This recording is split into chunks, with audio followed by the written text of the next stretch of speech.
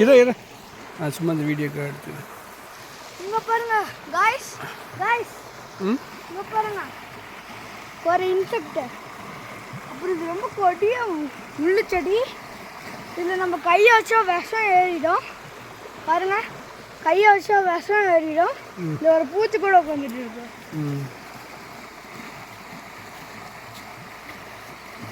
ஏய் இங்கே வாங்க